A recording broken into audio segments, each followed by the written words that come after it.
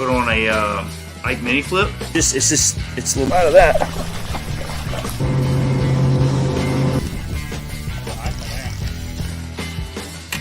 Good one on a frog. Oh my gosh, how big his mouth is. To be a 4-pounder, if that thing had a gut, that's like a 5 or a 6. All right, everybody. I want to thank y'all for tuning in to One Objective tonight. Guys, we got a really good show lined up for y'all. We got, we'll say, the daddy of TournyX, the main man from TournyX. He's going to be joining us. We're going to be talking about some new things that's going on with TournyX and some new updates. And you know, most of you guys that are pretty much all you guys that do kayak tournaments know of TournyX. Like, it's one of the best apps out there for having an organized event that can put everything together. Your pictures, you can buy into the tournaments through TournyX app. You can do anything revolving around kayak tournaments, and it's also kind of pushing out towards like some of the bass boat stuff. Some of these guys are kind of adapting this system, and there's so many different ways that you can do your tournaments through TournyX. So we're going to dig into that here in just a little bit with Dwayne. But first off, I want to thank all of our sponsors. We've had some really great companies that are supporting us right now. Couldn't ask for better companies. And cool thing about some of these companies too, we're also dealer for them, so you can check them out on our website at oneobjectivebf.com. But I want to thank Missile Baits. They've always are innovating new soft plastics, new baits that kind of help you with any situation that you're going to encounter out on the water. Oh, sorry, I'm out of breath right now. My allergies and all that is killing me today. I'm having a hard time breathing. So, but anyways, they're always innovating. John Cruz and them do a really good job of just coming out with some amazing colors, some amazing baits for different situations, from flipping to pitching to whatever, Carolina rigging to finesse. They got all kinds of stuff. So one of my favorites is the Baby Destroyer and Candy Grass. That's my favorite one. What's going on, Brittany? Thank you for tuning in. John, thank you for tuning in. I really appreciate it. Also, I want to thank Amped Outdoors. They are a big supporter of ours. I love working with Amped Outdoors. They got some really smart guys over there when it comes to rigging kayaks, or if you're out there ice fishing or you're putting batteries in your bass boat. They got you covered, and they're really knowledgeable. You can reach out to them, and they will help you out with whatever situation you got going on, with amp draws or whatever. They're there to help you out, and they got some really great stuff. And also they're helping support. I really want to thank them because they're helping support the Rick Tilley charity tournament that we're going to be doing. We're not hosting it at all. We're just fishing it and just helping, trying to get some sponsors, and Chris Brummett and Charlie Davis and Brian from the Bass Cast. All of them guys are really helping put this thing together for Rick Tilley. And Amped Outdoors is helping. They just, they supplied us some batteries to help with the giveaway and all that stuff after the tournament. So I really want to thank them for that as well. Also, I want to thank Waterland Sunglasses. They got different frames. They got different lenses. They got different color frame. You know what I mean? Like, they got you covered. Whether you got a big head, little head, it don't matter. Or if you're bed fishing, or if you're fishing cloudy days, or if you're making them early morning runs, or, fishing at nighttime, making them runs down the lake, they even got clear lenses for you. So I love the bed fishers. One of my favorite pair of sunglasses. And I want to get the clear lenses for running at nighttime. I fished a lot of night tournaments in Mount Lakes. I want to get those bed fishers for that as well. So, but anywho, them guys have been great. Also, one more I want to thank is Bob's Up the Creek Outfitters. They have been phenomenal helping us out with, just seeing what the newest kayaks are out there, seeing what they're, what's new with them, getting out and testing some of these boats, seeing how they're going to react to certain things. And Bob's Up the Creek Outfitters gives us that ability to do that. I really appreciate Bob and all they've done for us be quite honest with you, Bob has been with us off and on since the beginning of this podcast show. When we first got into kayak fishing, Bob and him was the one that give us the opportunity in the vibe. That's what we started out in, was a vibe. So, and then we've worked our way up. and Bob was also the one that helped us get introduced to Luther through Bonafide. So I really want to thank Bob and Bob's Creek Outfitters for all they've done for that as well. So, John, I appreciate it, man. Appreciate you watching and tuning in and being a supporter of the channel.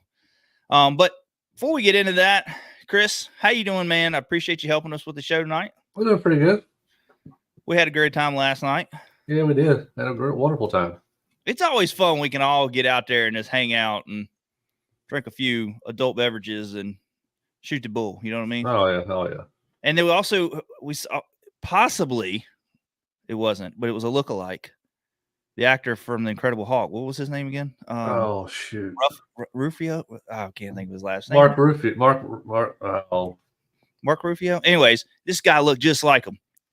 We were walking to the bathroom and you see him there, and I'm like, man, that is the Incredible Hulk right there. Like that looked just like him. Josh found it first, though. My other buddy Josh. Yeah, came back. He was like, man, you won't believe who's sitting over there. It really wasn't him, but I'm looking the guy's name up. Mark Ruffalo. Mark Ruffalo. Yeah. Mark Ruffalo. Great value, Mark Ruffalo. Great value, Mark Ruffalo. That was the title that he used for him. Yeah. It was funny, but I had a good time hanging out. It's been a fun weekend. I really appreciate everybody that sent the birthday wishes to me. It means a lot. And I just spent the day on the water, not catching fish, basically. I mean, I had a good time on the water, but this didn't catch no fish. So I don't know, man. I was riding around in Suckville all day. You know, it was just bad. So, but guys, we're gonna go ahead. We're gonna get Dwayne on, and we're gonna talk TournyX. So let's go ahead and get him in here. What's going on, buddy? Hey, how are y'all doing?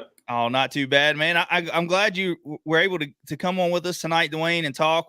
We were actually talking before the show that, you know, every time we run into one another, we always have a good time just sitting here chatting and talking. And it's really cool when we get to meet you, like going to a tournament or something, just kind of run into you like we did at a Subway, you know, like it wasn't a planned visit. It just happened. And, you know, those always seem to be the good conversations when we do meet up like that. So, but I really appreciate you taking the time coming on here, man. But let's talk about TournyX, man. Let's talk about what you got going on. I seen you were showing some stuff on Facebook, like trying different layouts and all that stuff. But what's the big news with TournyX that's coming up? Like any big changes? So 12 weeks ago, we started basically our rewrite of the app. Completely rewrote it with new code, newer code.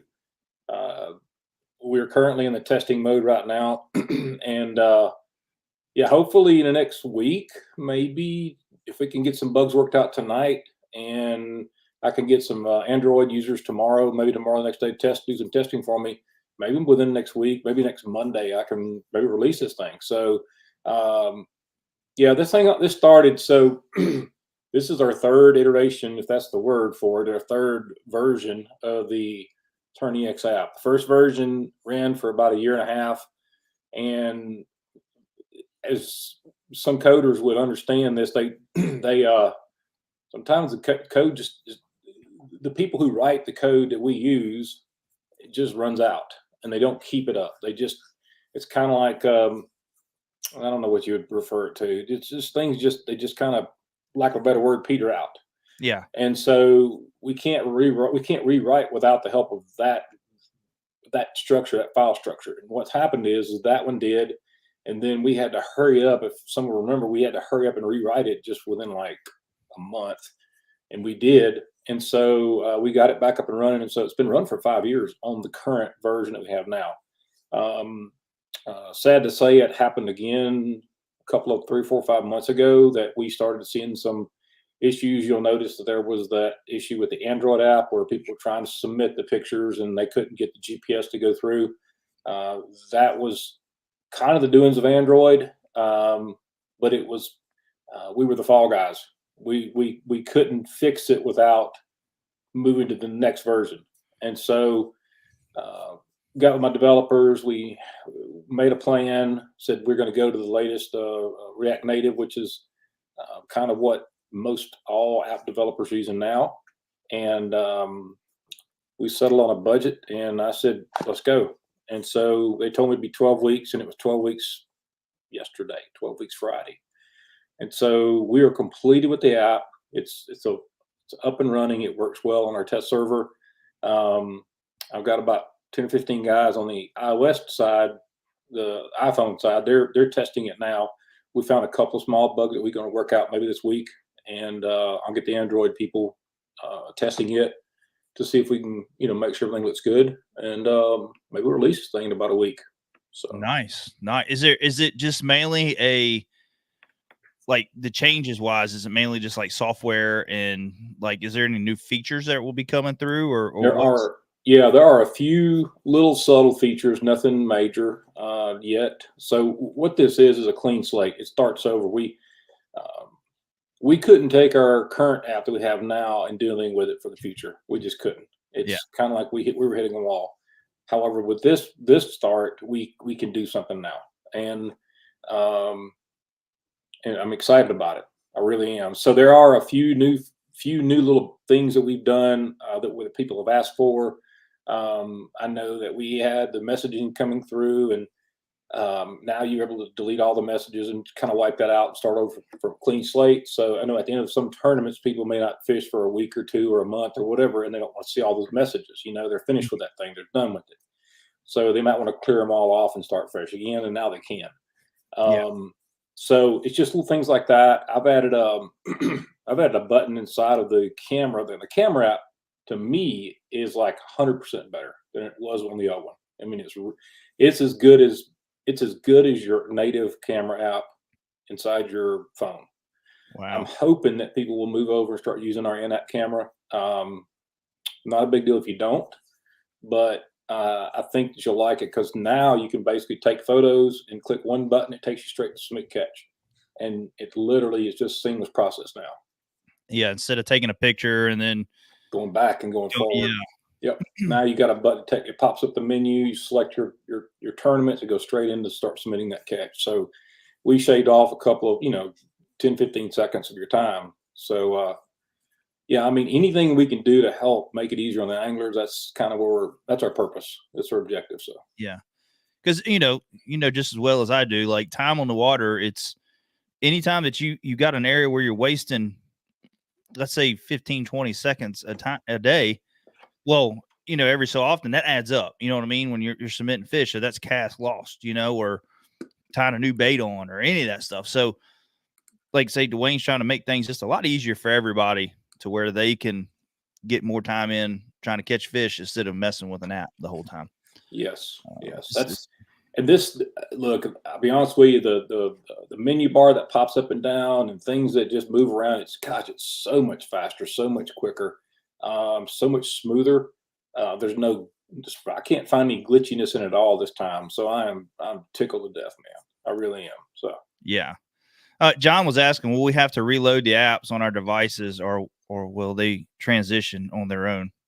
What'll happen is this, and so that's another good question. So we did make an update with that too. It's a new feature. So after this first update, or the next update to this new app, this new platform will actually tell you whether the next one's out.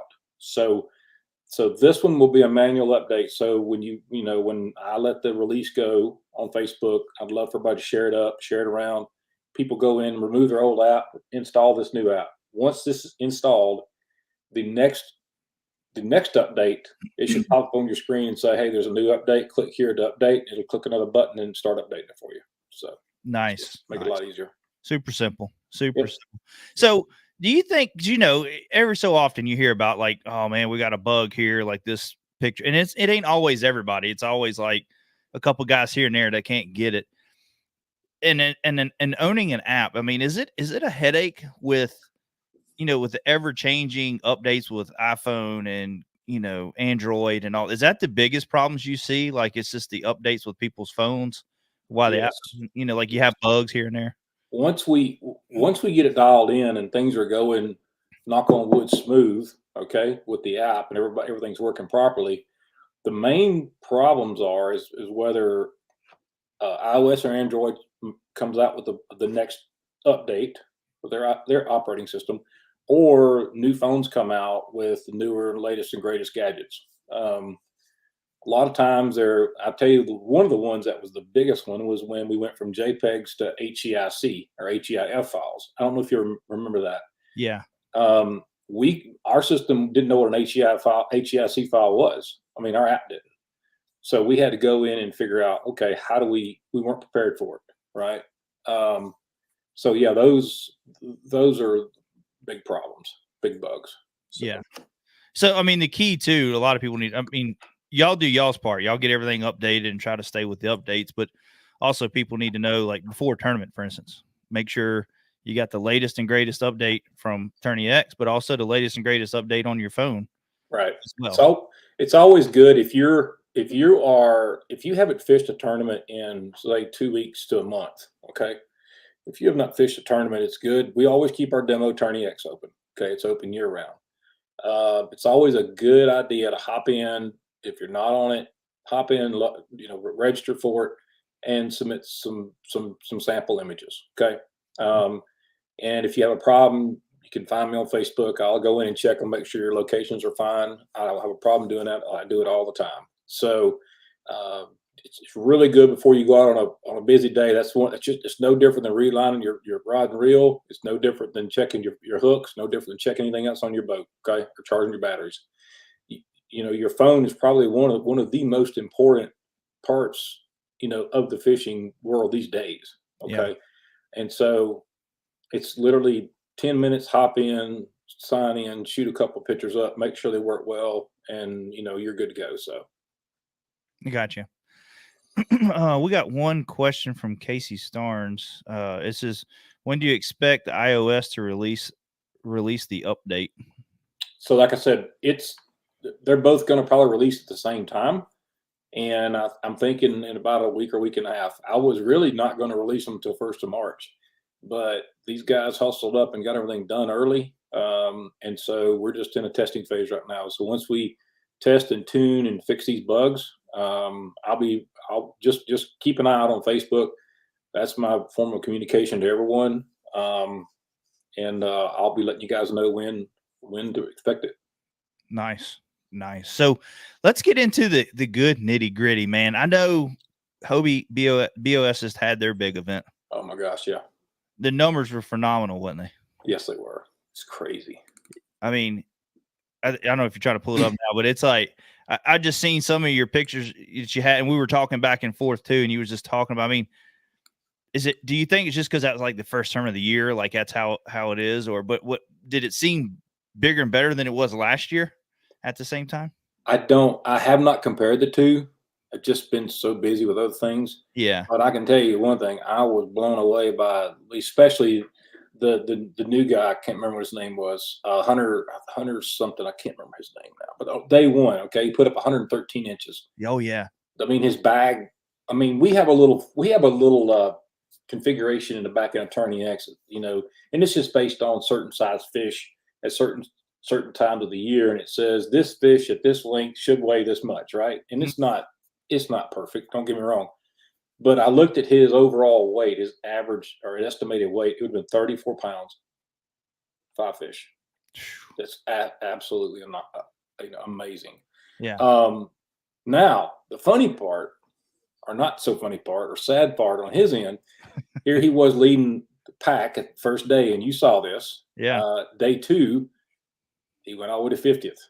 Yeah. So it's anybody's game, man. It really is. Bummer, man. I hate to see that, especially when they're on to something like that. Like, and I know how it is, man. Smith Mountain Lake, right? This lake here will do it to you. You could go in and be a hero and 0 the next day, or vice versa. Don't catch nothing the first day of tournament and go in and crush them the second day, but that's just how fishing goes. But I really hated that for him. But I think leading up to this event, people were sharing big fish pictures. You know what I mean? Like 13-pounder call, or I say 13-pounder, but like it was 26 inches long. 25 3/4 was the biggest of the day. Yeah. I'm trying to find that picture. I know that Jim Moore had one. I think, and then I can't remember who the other one was. I'm digging through right now. Yeah. But yeah, can you imagine 26-inch fish on the beds? And I heard the story about that, and said that He went in there the day before his pre-fishing, and he said he was easing by a spot and he saw a swirl, a big swirl, and he saw the fish, but he didn't know how big it was. He didn't even cast. He bumped his GPS and marked her on his waypoints, and just kept on rolling. Said he came back in the next morning. Said it took him about 20 minutes. Said he kept just trying to get her to bite. Man, she sucked it in. He set the hook, and there it was. And that was just, God almighty, man. I mean, it's just like the storybook. Yeah, especially during a tournament, and it didn't come off. I mean, that's the fish that comes off. So that was just phenomenal. But so I mean, how was the number? I mean, did they stay steady? I mean, was it like day 2 had bigger numbers than day 1, or was it like the steady? Oh, Aaron Fetterman from up in Delaware. He was the one who caught. I just found it 25 3/4. Aaron Fetterman caught that 25, and I think Jim Orr caught a 25 1/4, half an inch difference. Can you just? So let's go back a minute. Let's say you're Jim Orr, right? Bam, Yeah. You catch this fish, you pull him in. And my biggest is 24 1/2. Okay, and that was 9:13 at the time. Yeah. And you just imagine. So he sets the hook. Jim's pulling it in. He has no idea. I'm looking at what hour it was that he submitted it. So Aaron submitted his roughly in the first hour between 7 and 8. Jim submitted his between 8 and 9. Now, Jim probably didn't look at the leaderboard just to even see. Yeah. Right. But he just thought maybe I got the biggest fish. Right. And then you find out I'm a half inch short. That sucks. That got to suck. Yeah. That's gotta suck. It's a bittersweet feeling. You know what I mean? Like you caught a monster fish and you think you're gonna win something, and then you're like, come on, man. Yeah. So, but now to answer your question about day 2, I spoke to AJ, and things. I mean, even you and Miner, he had 100 inches on day 2, and that's just phenomenal. Yeah. You know what I'm saying? But they said that the front came in, passed through. Weather changed, the wind kicked up. I mean, Dusty Acker, he fished that day 1 and kind of bombed day 1. I know he had a tough day. I get that. And he was headed home, but I think he turned around and came back in. I saw some video that next day, and it was pretty rough with the wind blowing and all. So you can just imagine day 1 being cool. I mean, just a nice day. I heard it was in the 80s, right? I think the next day it was in the 50s or something like that. So there it is. oh man. Yeah, So that's phenomenal. just look at the guy's hand. I mean, Yeah. I mean, geez, That is a big one, man. absolute tank. I would lose it catching something like that during a tournament. But me personally, I wouldn't catch that during a tournament. I'd catch that in practice. You know what I mean? Day before. Yeah. And that, when I would catch it is when I'm like casting out in the middle because you got slack line or something, and you're just trying to get it.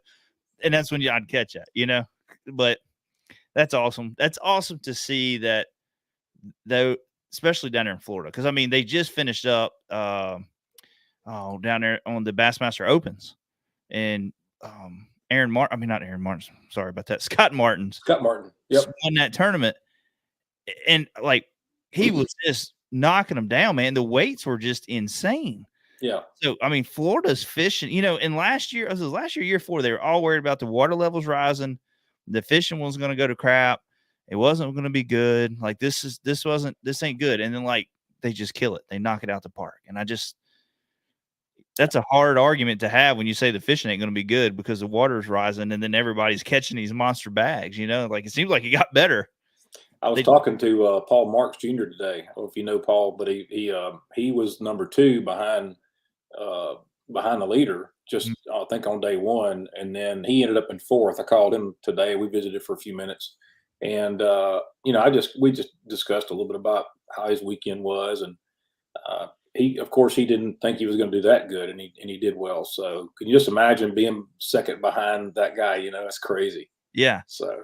Yeah, and having a phenomenal day too. You know what I mean? Like having a phenomenal day and still being second too. So, and then a lot of them guys might have gone into the next day thinking, "Man, I ain't really got a chance." You know what I mean? But it was a lot of flip flopping going on in the last day because, like, the weather and all that. So, well, it's all. I guess the fish they're bedding right now. I don't know if they're bedding or post spawn or what because I don't know exactly when they bed down there. Whether they bed in January or what. Do you? Yeah. No. Well, I know some of them were catching some on beds down there, but I think they're kind of in that spawn post spawn thing now. Is what I'm hearing. So, Yeah. But you look at some of the fish that were brought in, like in a weigh-in, or you look at some of the fish on TournyX, and you look at them. I mean, they're big guts. You know what I mean? Like they still got eggs. A lot of them still got eggs. So, which, by the way, that's one of the beauties of TournyX. You know, we can catch those fish. I know it stresses them when we catch them. Yes, I get that. But it's even more stress putting them in a live well and hauling around for 8 hours. Okay. Exactly right. Being able to catch them like Aaron did, catch them, enjoy it. I think he was so excited he forgot to even weigh it. Okay. And which is blown me away. He was so excited that he caught it and was able to get a photo that he forgot to weigh the thing. Yeah. But being able to do that and then put the fish back in right where you caught it, goes right back, hopefully goes right back to the bed, and all is good, you know. Especially those big fish, man. The big fish, they don't handle stress well at all, you know. So like even doing a kayak tournament, we always recommend, you know, if you can get them in and lay them in the net for a little bit in the water, you know, just let them calm down. And then when you're done, kind of let them sit there and acclimate again, you know, and hurry up and get them on the board, get your picture and get them back in there. It's very important. So we can keep these fisheries going and keep them alive and all that. Cause like I say, I mean, I've talked to a couple fish biologists and they've talked about these big fish being caught, especially with live scope coming out. I'm not knocking live scope. I like live scope. I use it a lot, but so many big fish being caught now. They have seen more and more of these bigger fish dying because they'll put them in a live well. They'll ride them around for a while. Then they'll take pictures later. And, you know, like it's important to get them back to their home, back down to where they need to be at and not beating them around in a live well. So, but same thing with kayaking. You know, that's the one thing that I love about TournyX and Hobie and Bass and all these kayak tournaments that go on, how they are very concerned with the safety of our fish, our lakes, you know what I mean? And keeping them clean and keeping the fish alive. And it's an important deal.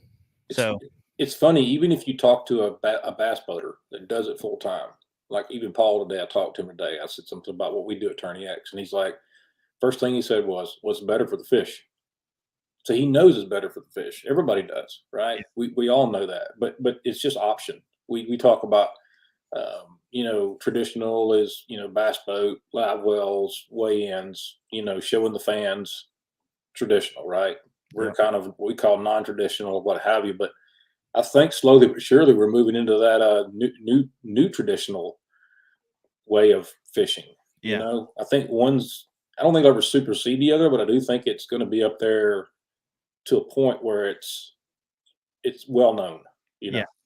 Well, if you look down in Texas, for instance, when Bassmasters or MLF always does it anyways, but like Bassmasters, for instance, where they bring them in and weigh them, which I do enjoy it because it's nice to see them like, hey, you know, it's that whole old style tournament side, you know what I mean, of it. Yeah. But also, like, I like what they do down in Texas when they go in there and fish those Texas events. It's all catch and release, and they're allowed to bring one in that's over like 24 or something. Yeah, I'm sorry, 24 or 22, something like that. Yeah, something like that. They can bring one in and weigh it. So, or just show the crowd. You're talking about Lake Fork in general. Yeah, Lake Fork in general, and it seems like it's several of the Texas lakes that are like that. You know, if you go through and read, like, I go on BBC a lot and read through some of their tournament stuff that they have down there. Like certain lakes are adapting that process now, and I think that's a good thing, especially during the summer where it's really hot and oxygen levels are low. And I wish they'd do it during their peak spawn in the summer. Those are the two times I think that it's needed because. Yeah. I mean, this fish is 25.5 inches long. I mean, how old is that fish? I never looked it up to see, but that fish is old. But I mean, they don't get like that just, you know, in 3 or 4 years, you know? No, it takes a while for them to get that size to them. So, and things that they've adapted around here, I've really liked is, you know, during the summertime, a lot of these tournaments go to 3 fish limits. Yeah. So the live wells are not crowded and all that stuff. So that's pretty cool too. But I wish that, you know, in the bass boat side, I wish we could get some of these guys going more towards like just by inches, you know what I mean? And seeing what, for one, I mean, there's always ways for people to cheat. Don't get me wrong. No matter if there's competition, there's going to be a cheater. You know what I mean? This is how it is. But like stuffing fish with weights and stuff like that you know, we had a while back with the walleye tournaments and And it happens in the bass side too. Like there's been guys that's cheated, shoving weights down throats. And I think you kind of get away from that part. You know what I mean? Like now, yeah, can you doctor pictures? We've had that before where they put another card in and, change or Photoshop stuff. There is ways you can change it. But if you do it where it's all right there on the lake and you time stamp it and you GPS stamp it and the tournament directors, I think these bass boat tournaments could really start adapting that technique. I think your live events are more prone to, I'm not gonna say not be able to cheat or not do it. I think the online events that are running now, which we have a lot of those groups out there, right? The onlines, the fishing throughout the month, or maybe it's a weekend or whatever. I think they're a great start for people to get in the field. I think it's a great place to get your feet wet, and some people like it just in general because they like to fish when they want to fish, when they can fish. I know Grubby, they run theirs over a 5-day period. You get to choose which day you want. So essentially it is a live event. It's just one of 5 days. You choose your day and you fish it. I think all forms of tournaments that we have on TournyX has their place. They really do. Yeah. The live event is, I think it's the one that people prefer. A lot of them prefer because they want to be there. Because they know that we're fishing, we're submitting fish, and we're moving on. Right? You're not fishing and holding that picture for 3 or 4 days and then submitting it. Yeah. Could we in TournyX, put a limit on it that says your fish was caught on this day, you only have 24 hours to submit it? Yes, we could. I don't know whether that's needed down the road for these online events, where you have, let's just say you have 8 hours to submit it, or it's no good. You know? I don't know. Those are just some questions that we need to kick around. I have heard people talk about possibly wanting to do that, but I think it would keep people, maybe, I'm not saying honest. I'm just saying, you catch the fish within 6 hours or whatever, you're back where we need to be at, get some service and submit it. You know what I mean? Yeah. Don't hold it for 2 or 3 days and submit it.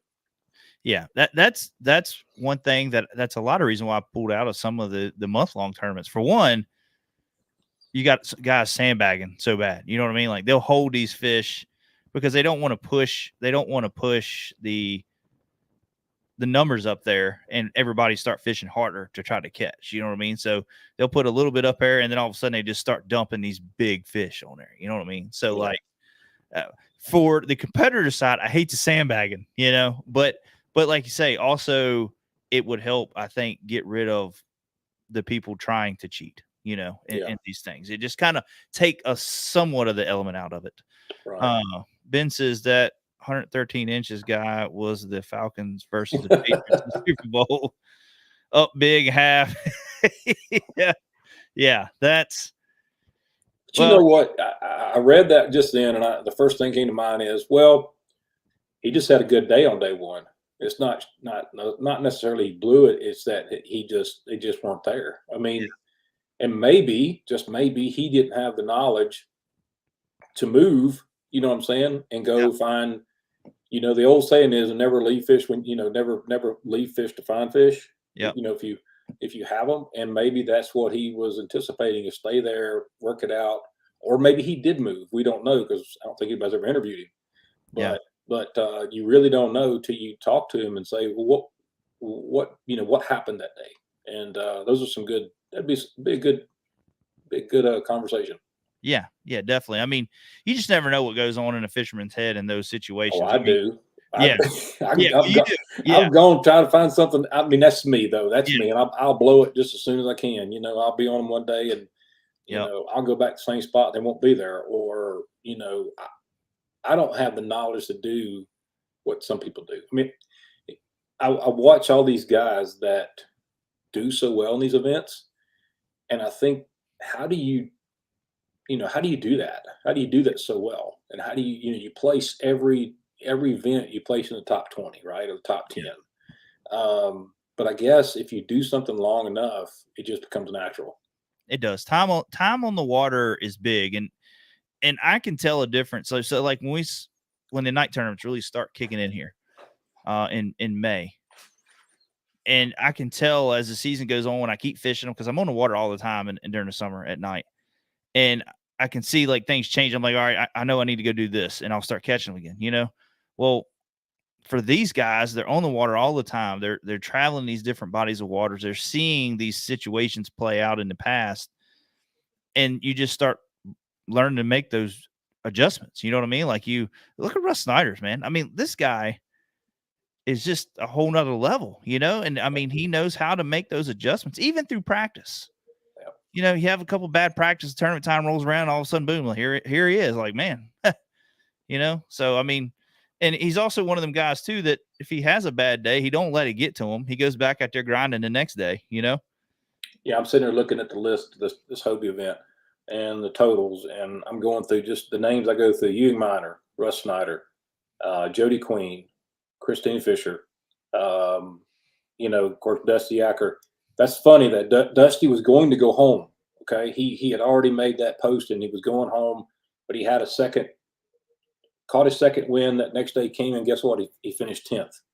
Had he gone home, he wouldn't have been in the money. See what I'm saying? Yeah. So, Josh Stewart. I mean, from Tennessee. I mean, he's all the time in the top 20. Somewhere he's in the top 20. You know, Jackson Orr. There's another one. Yep. But all these people have, it's just all that time on the water, like you said, it's phenomenal. Yeah, it is really cool to watch people in their element do their thing and make it happen every time. Yeah. You know what I mean? Yeah. No matter the conditions, no matter what, they make it happen. Yeah. It's So, I can't even think straight, even think about how you do that. You know what I'm saying? yeah. I don't think I've ever had a fish limit over about 90 inches in Yeah. one day. It's just never been able to do it. So Yeah. And I'm the same way, you know, like, and for me, like in bass boat side of things, like this, like for instance, I went out this weekend or this week. Granted, yeah, I know it's January. Fish are all over the place still, you know, and we've had kind of a weird January. It's been kind of warm around here. And I say warm, I mean in like upper 40s, lower 50s. You know, it's been kind of warm. But we've also had rain, you know, and some days it ain't been like the cold rain. It's been like some good, warm, rainy days, you know. mhm. So the fish are everywhere. You can find them deep, you can find them shallow. But my intention is to go deep and just try some new stuff and try to find these fish out deep. And then finally I was like, well, I'm not finding. Let me go shallow and go do what I do. And then I just started getting, you know, conditions changed. Maybe I could have caught them shallower in the morning and then went deeper later. You know what I mean? But like, I just totally blew it out the water and didn't get a bite, you know? So like, and like I say, that stuff comes from time in the water. And then you go and you look at posts of guys that are fishing the same day I was and was just slamming them. Yeah. You know? So it's just, but these guys fish all the time. They just know when to make those changes. They know when that wind quits blowing what to do. So in Virginia, when it rains like that, what does your water do up there? Does it muddy up or does it stay fairly clear or what? It just depends. It really depends on where you're at. So like, let's say upper Smith Mountain Lake, for instance, Roanoke River, all that stuff. If Roanoke and all them get a lot of rain because you got so much runoff of the mountains and all that, it can muddy up. Mhm. But sometimes about mid-lake, it'll just get kind of dingy, but it don't go all the way down the lake. Now, if we've had them real big ones where the lake really rises, and I mean, the whole lake can get pretty nasty, you know, especially if they're pulling a lot of water to get it out of there. Yeah. It can get like that. Now, like the James River, for instance, when we get a lot of rain, it gets muddy. I mean, it just gets dirty. Okay. But you know, like the New River, for instance, that's always been a tricky one for me because the river runs from south to north. And so now you got to think, okay, well, what's North Carolina getting for rain? Because it doesn't take much for North Carolina. They get a lot of rain and it comes through like Galax and Radford area and all that stuff. Okay. You can get money. So yeah. But you know, the rivers are a little easier to read than it is like for me for like some of these lakes. Now like Bugs Island down there on the border of North Carolina and Virginia, John Kerr, a lot of people know it as that. Now that lake, it does not matter every year in March, April, sometimes May, it's just muddy because they bring the lake up, it gets up in the bushes. And then if we get a lot of rain, it just makes it even worse. So yeah. Right now, our own the main lake we have here, I went out yesterday just to go out for a little while, and it was pretty nasty. Of course, it's cold. To here, it's cold. You know, it's high 40s, low 50s. That's cold here, pretty cool here. Yeah. Water temps are 50, 54, I think 55. Mm-hmm. So we're about 10 to 15 degrees from that spawn time. You know what I'm saying? That's where we Yeah. are now. So I'm just going to have to be conscious about what's going on with the weather. If we get 5 or 6 good sunny days, or maybe a week or 2 good sunny days, you know what I'm saying? That temperature is going to go up quick, Oh yeah. and those fish will start moving up. And I know there's some bigs up there where I'm at. I'm just hoping. I caught them last year in March, and I want to get back where I was at in March, because man, those were some massive fish. So Yeah. Yeah, that's our water temperature here. I read the other day was like, now if I got in the very back of a creek, it was starting to warm up, and I was getting right close to 50. Like it was like 49 something. But like our average, like you got on the points on the mid lake, I was getting like 46, 47, yeah. Which is average for this time of the year, I guess. But I don't know. I couldn't seem to figure them out. I don't know what it But is. now your fish spawn a little earlier than ours, right? Which temps is it the same temps, or is it? Yeah, it's about the same temps. Normal about some guys say they've seen them on there starting on beds around 57. Oh, But me personally, I haven't seen them like that, but I have seen it as soon as it hit 60 that I've seen some up on beds. But 60 to 65 is normally the time that I really see them. But last year was a weird spawn for us. Like the weather was fluctuating so much. Like you go up there and you see beds everywhere, no fish on them, and then it was a massive cold fronts that come through and pull them off. And so I think a lot of the fish eventually spawn just deeper. gotcha. Instead of going up there shallow like they were. Yeah. So it was just a weird spawn last year. Normally I love going up there, catching them, taking the kids. That's when I love taking the kids up there to let them learn and react. And it's great practice for hook setting, because they get to see that. So I don't fish many tournaments through the spawn. Actually, I get kind of irritated because normally it ain't called the Oakley Big Bass Tour. It's just Big Bass Tour now. It comes through Sunken Lake, and it's always in April and then sometime in the fall. But I hate it because it's always when the spawn's going on. And those big bass tournaments normally have like 700 and some people register for them. You know what I mean? So, and you can weigh in a fish every hour if you want. That's crazy. Yeah. Yeah. So I think they're fun. I fished in one in the fall. It's a fun event, but it's really hard. Like it's a mind game. Like it's a technique to that, cashing checks and that. So, but no, I mean, yeah, getting back to the fish spawning. Yeah. Like I say, 60 to 65 is normal. But it just depends on which part of the lake you're into, because sometimes the lower end, they'll spawn a lot quicker because it's clear water and all that stuff. So yeah, that's about where I was, about 65, 68, somewhere there. So yeah. I mean, I'm getting ready for it. But hey, you gonna make it out to the classic this year or what? No, we're not. We're holding back on a little bit of everything this year. We're not going to do the classic. For one, it's all in Oklahoma, and we just don't know if we're going to make the drive all the way out there this year. And then also ICAST. I don't think we're going to do ICAST this year. I think we're not even, to be honest with you, we're not even really fishing many tournaments this year. We're just kind of holding back. We're going to focus on our YouTube, and focus on the business, and then focus a lot of family time and doing family stuff this year, trips and all that. Maybe next year we'll get more into doing some more of the bigger events again. But we were just gone for the last 2 years so much. I know you traveled a lot last year. I know that you were all hitting all the national events, and so, but cool. Yeah. So I think we're just going to hold back a little bit and kind of get our kids. I really had a good time fishing the Thursday nights and Friday nighters with my daughter and my son. So I really want to stick around and do that again this year, and just get them involved a little bit more into it. So, and then maybe get them out in the kayak some more and go fish the rivers and catch some smallmouth. There you go. I'm hoping to do a little more this year. Get out. I'm hoping to travel a little bit more this year. I've got about 35 days vacation with a day job, and I'm going to try to go. I'm going to try to get the wife to go with me. We'll run over to. It's only like 8.5 hours for us to go to the classic, and so I'd like to do that. Might be my last. I don't know where the next one's going to be. I don't know if it's even been released yet, but I know that it's not that far. I've never been to Oklahoma. I'd like to go up through Arkansas and go that way out, because we've never really traveled up through that way.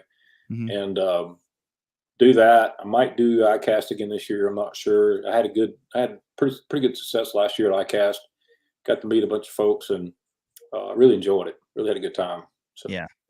What do you, when you go to ICAST, you just there just shaking hands and talking? Because I didn't think you had a booth or nothing. So I was just wondering. No. I don't think,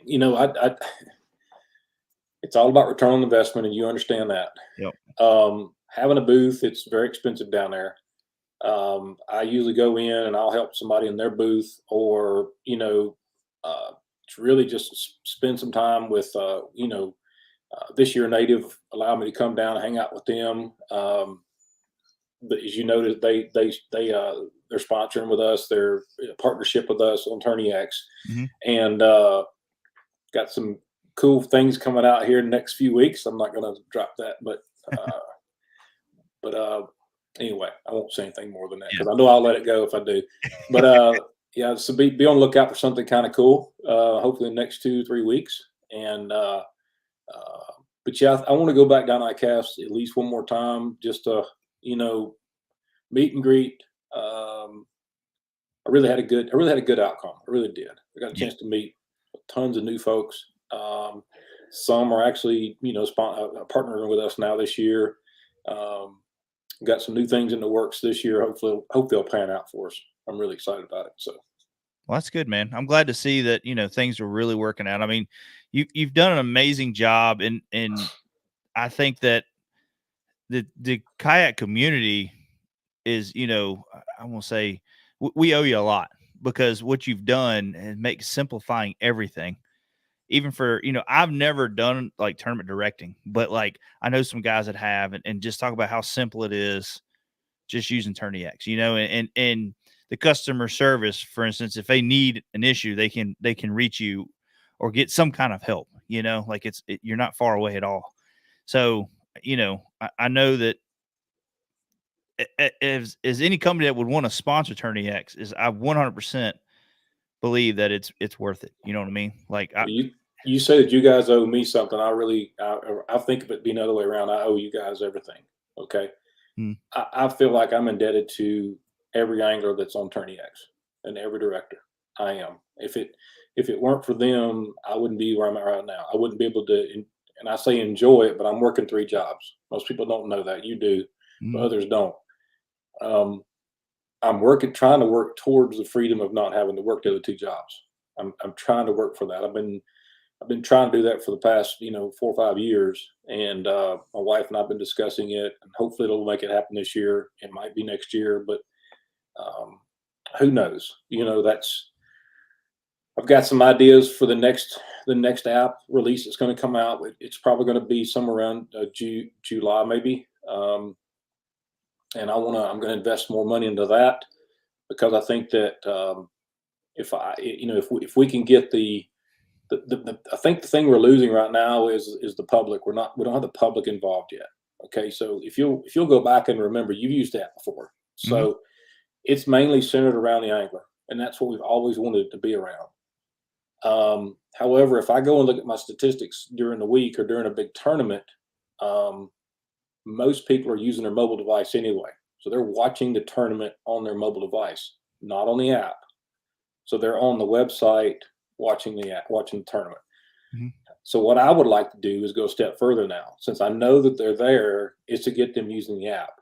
Okay. So I want to open up the app to the public. As you probably saw some screenshots a month or 2 ago, I was talking about creating a public side. So it's going to be a fans and fishing. That's the options. If you're a fan, you'll click on a button that swipes it to the right. It'll be a fans button. And when you're in there as a fan, then you can follow an angler. You can message an angler. In other words, you can friend an angler, basically, is what you're doing. You're friending them. And when you friend them, then that angler will actually accept you as a friend. At that point, that you can follow them throughout their tournaments. So the idea is that when you log in and you got a list of all your friends, you just click on Josh Carter. If he's fishing 5 tournaments, it's going to show his 5 tournaments on a list. And you can see at any point in time how well he's doing on those 5 tournaments. I don't want to show the leaderboards or anything like that. I just want to know, what is Josh doing? How's he doing on these tournaments? Is he fishing an online event? Is he fishing a live event? What is he doing? Yeah. And so when you click it, you go in there, you'll see that Josh is in 5th place out of 100 anglers on this tournament, or Josh is in. You see what I'm saying? And then if you want to go a little bit further, you just click that, and it takes you over to the leaderboard. Then you can see the people he's fishing against, okay, and his fish and all that. So you can go as far as you want to go into that. And then if you want to do, like if you want to message, if I want to message you, I could just hop in and say, hey, Josh, how you been, man? We need to catch up sometime, something like that, right? You'll get that push notification on your end, and then you can respond back to me. We can have a conversation in the app. Those are some things I want to do down the road. I think communication is key. I think that the more we can have the public communicating, maybe with the anglers, if they allow it, or angler to angler, things like that, keeps them in the app, keeps them integrated, keeps them locked into the app. And so we will have some advertising on the public side. So we'll advertise banners in there. I won't have advertising on the angler side, but I will have some on the public side, if that makes sense. Exactly. And I think that's a great idea. And for one big reason right here. Well, for two, like I say, they keep everybody in touch, and it kind of gives you that personal level too with the angler that you're following. But it also helps build these anglers, you know, because we're trying to turn this kayaking thing into eventually a thing where more people can do it professionally. You know what I mean? Like, and I think that's a great way to, like say, getting people to follow them and building the brand, shall I say. That's what I want to say, building this angler's brand. But not only that is sponsorship. Yes. It makes it easy for sponsors to go on there and be like, well, let me see, you know, Brand X is sponsoring Jody Queen, for instance, and they're like, I want to see how he's doing. And they can pull them right up. And if they got several different anglers on that list, they can pull every one of them on that list. Right. And all these stats that we have on the website, I want to integrate them into the app this time. So everything's going to come over into there. I don't want people to move away from the website, because I still think that's my bread and butter. But I do think that if we can mirror that in the app and the website, we could do away with. Personally, I think that we need to do away with submitting through the website in the near future. And one reason is I'm having to keep up with like 4 code bases. I'm keeping up with website, the mobile device, app 1 and app 2. Okay. So I got 4 pieces of code that I have to deal with. And so I personally think that we need to remove at some point, 6 months, 8 months from now, is start moving people away from submitting through the website. So you work with the app only. You know, if there's a problem, then let's work with you on that to make it right. But I think that's the direction. Yeah. Yeah. I think that's a great idea. And you know, and just the way TournyX is now, I mean, it's so easy to pull your stats. I like going there and checking people's stats. You know what I mean? Like, man, let me see how Russ Snyder is doing. Let me look at them crazy stats. You know, like maybe one day mine will be like that, you know, but I like going into and looking, seeing like my average fish catches, or how I do in each event compared. And like, but when you're putting a portfolio together for your sponsors, you don't have to go research everywhere for all this stuff. You don't have to go on Hobie. You don't have to go on Bass. You go right to TournyX, and it's right there. You got it in one spot. So, but you have to be a member to have that. So exactly, get your membership today. it's well worth it, 100%. I mean, me and James, we got ours, and it's well worth it. You know, like you can also build your bio on there. It's so much stuff that you can do with it for the membership, and it supports the programming and just the running of the app. It ain't cheap. It's not cheap doing that stuff. No, it's not. I mean, we will kind of, let's talk about that real quick, just so you know. We had to increase our costs this year.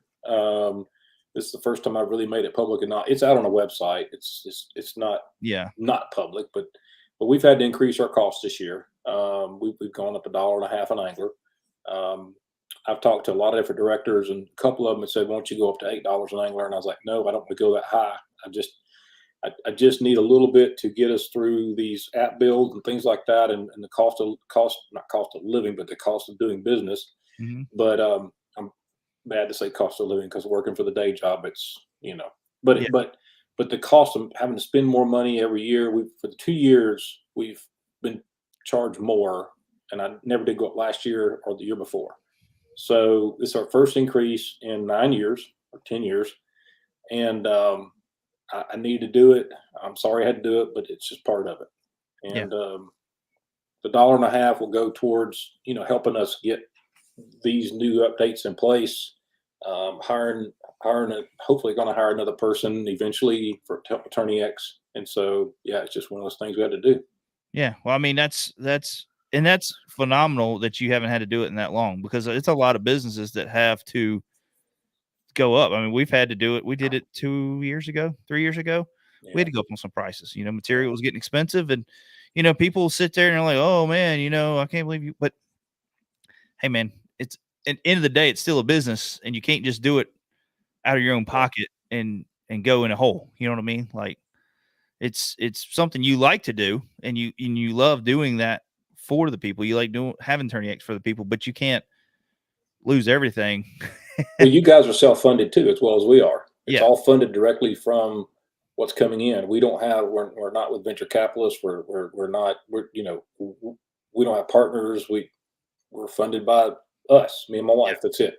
Yeah. So the money that comes in is being put back in the company. So Exactly. And that's what you have to do nowadays. I mean, to keep a company growing and building, especially in a technically advanced company that you're in, when it comes to apps and software and updates, and programmers ain't cheap. You gotta do all that stuff. So but no, and like I say, $1.50, that ain't nothing. I mean, that's just I mean, when you go buy $120 bait these days, or yeah. swim baits are 120. Some of them are $1,000 for swim baits. Yeah. Well, heck, I mean, people spending $30 for a spool of line now. Like, I mean, Jesus. and it ain't that much line on it. You know what I mean? So, like, yeah, $1.50. $15 for a hamburger and fries and a Coke. Come on, man. Yeah. It's nuts. Oh man, it's a crazy time we live in. Well, it is what it is. We'll do our best to, reinvest it back into the company, make things better, and we're listening though. Everything that comes across the board, we're listening. So we'll do what we can. Well, the one thing I always thought would be cool, and I don't know if that's through the tournament organization that puts it on or what, but like having the ability for certain anglers to go live, like through TournyX. It's been talked about a lot. And I've got a friend that writes code. He's been doing it. He's like 62 and he's been doing it forever and ever and ever. And I mentioned it to him the other day. I said, can this be done? He went out and found some code that would allow you to do it, but we haven't dug into it real deep yet. So I'm not sure how we would like facilitate it, because we go back to this. You got to have good service, number one. Yep. Okay. B, you got to have code, and you got to figure out what platform you're going to stream it to. Are we going to stream it to the TournyX platform, like straight on TournyX.com, and people will go there and watch it through a YouTube retransmit, or you see what I'm saying? I don't really want to send it straight to Facebook, because they're going to reap rewards on that. I would rather reap rewards through TournyX, because that's where I'm spending my money at. Right. Yeah. So I just don't know yet how we would do that. And then, like you said, it's all about, the one thing people would not want to do, and I wouldn't want to do it, is if you stream something live and it's like, and all you hear is, guess what they're going to do? They're going to click on the X and they're going to go back to the business. Right. Yeah. And then it's all for nothing. So until we can make it where it's foolproof and smooth, I think it's on a back burner. But even then too, like, and this will still all determine on the people's service, is even if you didn't go live, if they could shoot let's say, hey man, can you give me a minute video of how your day's going? And then, for instance, Christine Fisher's out there blasting them, and she takes a minute away after she measures a fish and be like, hey, just put my last one back. This is how it's been, blah, blah, blah. And then submit it. But like say, all that depends on service, because how it is submitting a video. Right. Like that can take a while too. And then while that's trying to upload, you catch another fish because it's been uploading for a minute and a half, 2 minutes. And then what do? Your phone's locked up. Yep. And then you're going to complain because it is a touchy situation. Okay. Yeah. It's, I don't know. They'd have to. Yeah. It's a lot of what ifs. Yes. Yes. And it's no different than somebody buying a part or two from you, and they get it home and they put it in and then they break it. It's not your fault, but who are they going to call? They're going to call you. Right. Yep. And so if they're doing something using TournyX and they're uploading TournyX and they can't submit a fish, they're going to call me because they can't upload because it's taking too long to upload this video. So Yep. it's And tough as a to get- tournament angler, a lot of them don't, and I'm the same way. Like if I film a tournament, if I got a GoPro running in the back and that thing for some reason shuts down, Yeah. I'm not messing with it the rest of the day. no, Like I won't, you know what I mean? I'm gonna keep on casting. And that's the thing about tournament anglers. They're not gonna want to take that minute and be like, oh God, let me do a well, this goes back to some of the apps that are out there, like ours. They do videos only. Mhm. They don't do snapshots. They don't do photos. They do videos. And I just don't think that I don't think anglers have the time to deal with videos. I just don't, you know.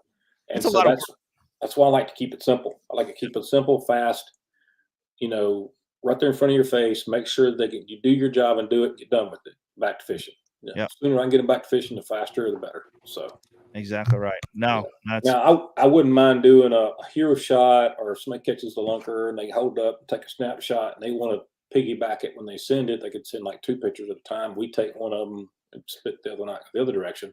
yeah. That wouldn't be too bad, or something to that effect. But I don't think we'll ever do videos like that.